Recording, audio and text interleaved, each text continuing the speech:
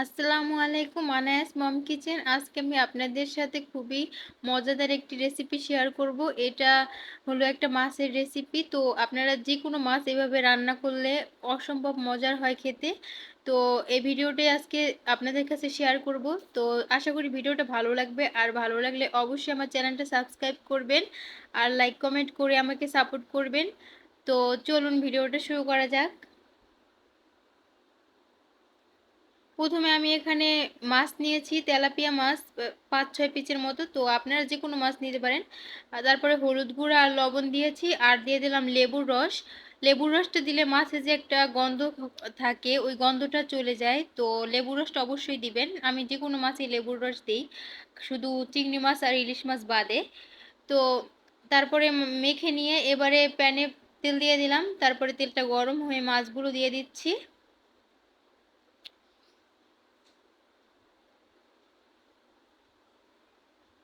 আর মাছগুলো একটা পিস লাল লাল করে ভাজা হলে তারপরে আমি উল্টে দিব।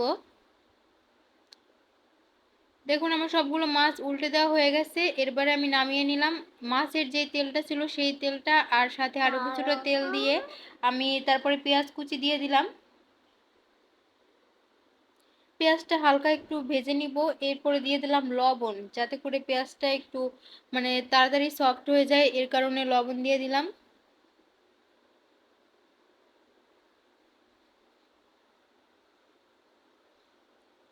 তো পেঁয়াজটা হালকা একটু সফট হয়ে গেলে আমি দিয়ে দেব আদা রসুন বাটা।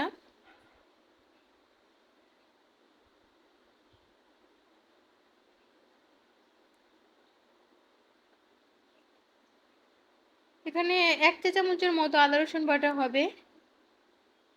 এটা একটু ভেজে আমি তারপরে আরো গুঁড়া মশলাগুলো অ্যাড করব। তো প্রথমে দিয়ে দিলাম হলুদের গুঁড়া, আর একটু সামান্য জিরা দিয়েছি, এটা আস্ত জিরা। তো এটা আপনারা আস্ত জিরাটা দিলে এটা ফোড়নের সময় দিতে হয়, আমার ভুলে গিয়েছিলাম। তারপরে দিয়ে দিলাম হাফ চা চামচ থেকে একটু বেশি হবে হলুদ গুঁড়া। মশলাটা পুড়ে যাচ্ছে যার কারণে একটু পানি দিয়েছি। তারপরে দিয়ে দিলাম হাফ চা চামচ মরিচের গুঁড়া আর হাফ চা চামচ ধনিয়ার গুঁড়া।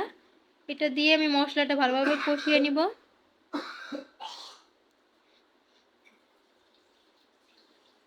তারপরে কষিয়ে আমি আলু দিয়ে সামান্য একটু পানি দিয়ে দিয়েছি, এবার ঢাকনা দিয়ে দিলাম। পানিটা পুরোপুরি শুকিয়ে গেছে, আর এই পর্যায়ে আলুটাও প্রায় 80% মতো সিদ্ধ হয়ে গেছে। তো আমি এই পর্যায়ে মাছগুলোকে দিয়ে দেব, আর সাথে দিয়ে দিলাম একটু টমেটো। এটা আমি কুচি করে নিয়েছি, তো এটা আমার ফ্রোজেন করা টমেটো। আপনারা চাইলে ফ্রেশ টমেটোটাও ব্যবহার করতে পারেন। তো কিভাবে ফ্রোজেন করে বছর জুড়ে টমেটো সংরক্ষণ করবেন সেই ভিডিও আমার চ্যানেলে দেওয়া আছে, চাইলে দেখে নিতে পারেন। তো মাছগুলো দিয়ে আমি এবারে দিয়ে দিলাম, পানি দিয়ে দিলাম। এমনভাবে পানি দিতে হবে যাতে মাছগুলো ডুবে থাকে। তারপরে দিয়ে দিলাম ভাজা জিরার গুঁড়া আর দিয়ে দিলাম গরম মশলা গুঁড়া। এটা দিয়ে আমি ঢাকনা দিয়ে দেবো 5 মিনিটের জন্য।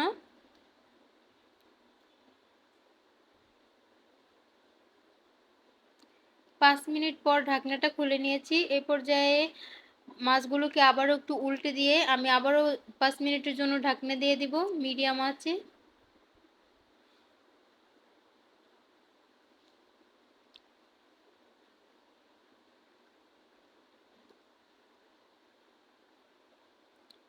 তো দেখুন 5 মিনিট পর আমার রান্নাটা পুরো হয়ে গেছে, মোট 10 মিনিট। তো এ পর্যায়ে আমি ধনিয়া পাতা কুচি দিয়ে আমি মাছটা নামিয়ে নিব। তো আপনারা আপনাদের পছন্দ মতো ধনিয়া পাতা কুচি না পছন্দ করলে নাও দিতে পারেন। আর আমি একটু ঝোল রাখছি, যার কারণে আলু দিয়েছি সেজন্য। আপনারা চাইলে আরও ঝোলটা একটু কমাতে পারেন। তো আমার ভিডিওটা আশা করি ভালো লাগছে, আর ভালো লাগলে অবশ্যই আমার চ্যানেলটা সাবস্ক্রাইব করবেন। তো সবাই ভালো থাকবেন, আল্লাহ হাফেজ।